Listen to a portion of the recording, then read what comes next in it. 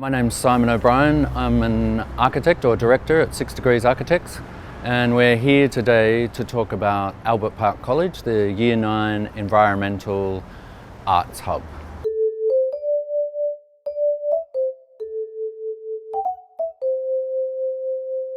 We were commissioned by the Department of Education, selected by Albert Park College themselves, to provide this project.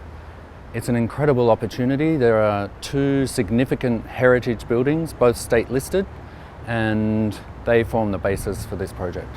Behind me now we can see the first of the two buildings that we worked with here.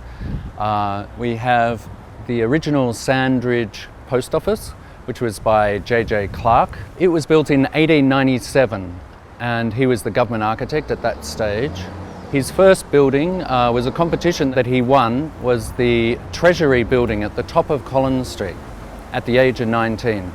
Now later, as the government architect, he did most of the post offices and government buildings in the state of Victoria. It sat by itself, and then later in 1911 J.S. Murdoch built the Naval Drill Hall, which is this building, the larger building you can see here.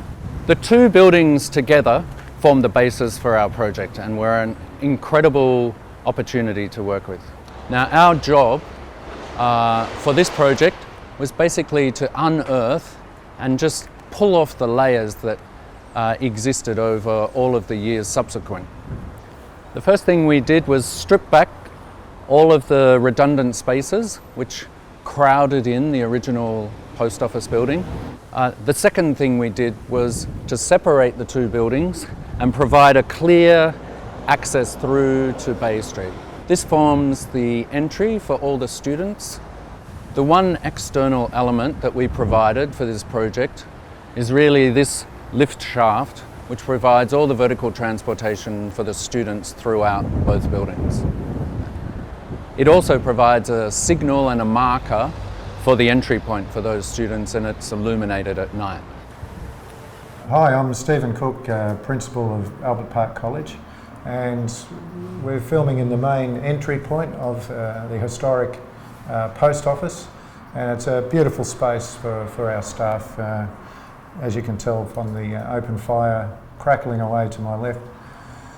When we began this project, we appointed 6 Degrees because they have such a wonderful reputation in transforming heritage buildings, and it's been a really wonderful partnership, as we've won over 9 architectural awards across Victoria and indeed nationally.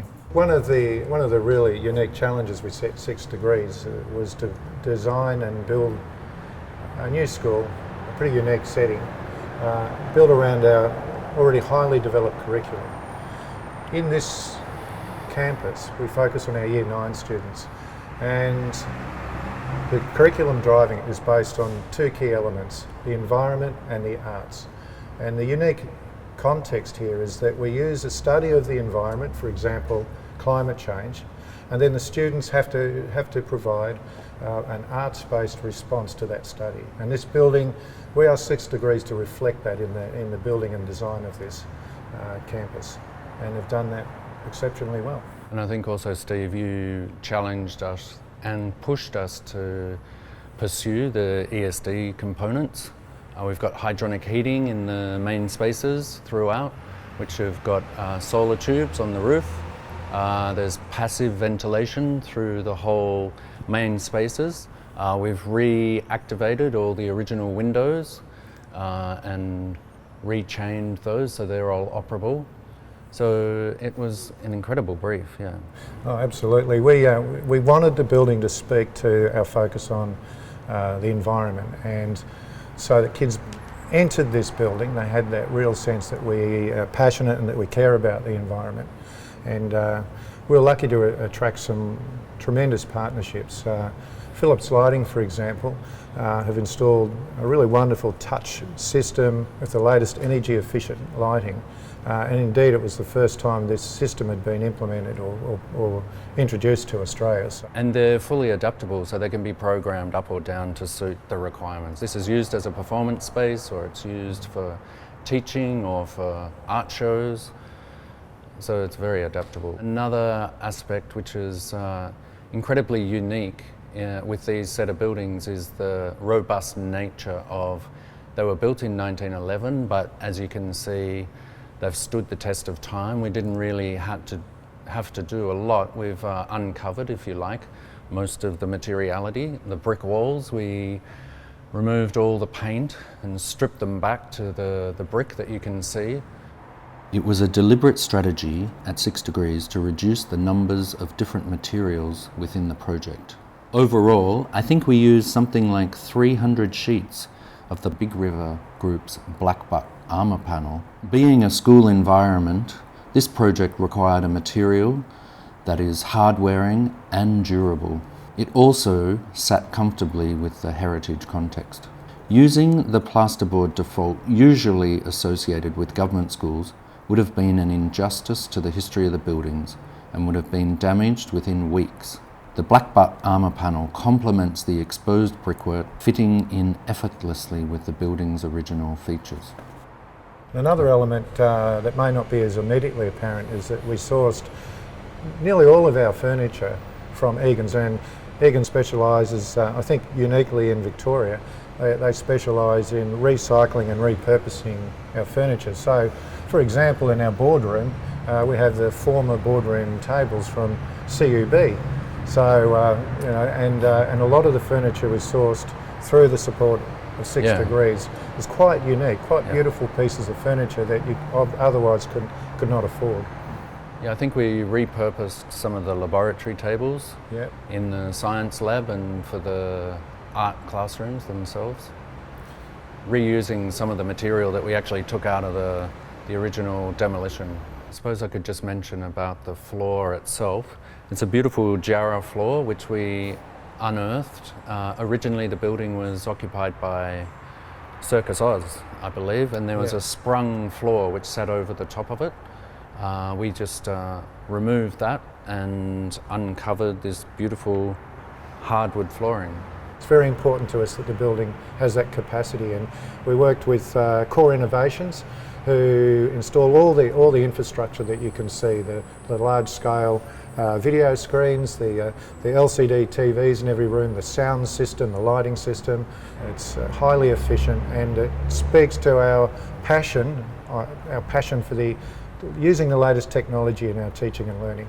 One of the, I think, really special features of this building is the cafe, our sustainable cafe. This is completely open to the whole student body, and the way we operate it is very special too, because this is completely run by students, for students. So every week we select 8 students, and they work with our chef, and they create from scratch every single meal that's served here. And not only do they create it, they learn a lot of skills along the way. A barista course is built into this, and they learn every aspect of catering, from preparation, sourcing and preparing the food, cooking the food, and point of sale purchases as well. So it's one of the really successful elements, and it really teaches them this concept of from the paddock to the plate. Great life skilling. I wish I had those skills when I went to school. From a design point of view, I think the main opportunity was just to connect it to the bigger space. So we've used this bulkhead above just to lower the space within, so that you feel like when you're sitting at the bar or you're queuing, that you're actually part of another space, but within the larger space. The material itself has got such a beautiful figure in the grain, which is quite unusual. We're up here on the upper level balcony overlooking the main space, and to my left we have the teachers' staff rooms, which gives them good passive observation, but for when all the kids are walking up and down this space, we've set the mullions up so that you get a sense of privacy until you actually arrive between the mullions, where you can see through to the southern glazing, which is on the other side. We're actually borrowing the light from the south, but it provides great working opportunities for the staff. I think, as we were saying before, there were quite a few challenges with this building, but Steve provided or brought his own small challenges to this project. One of them was that we had to provide, was it 250 lockers? Yeah. So these lockers here are, as you can see, reasonably small, but they only needed to provide a home for the laptops. And also you can see behind us the beautiful fish tanks for the Marine Centre. Yeah. We thought this would be a really important signature piece, or symbolic piece if you like, given issues in a global context like coral bleaching. And each tank represents a different barrier reef from around Australia, ranging from Ningaloo, the Northern Territory, and of course the Great Barrier Reef. It's really an important symbolic entry into this space.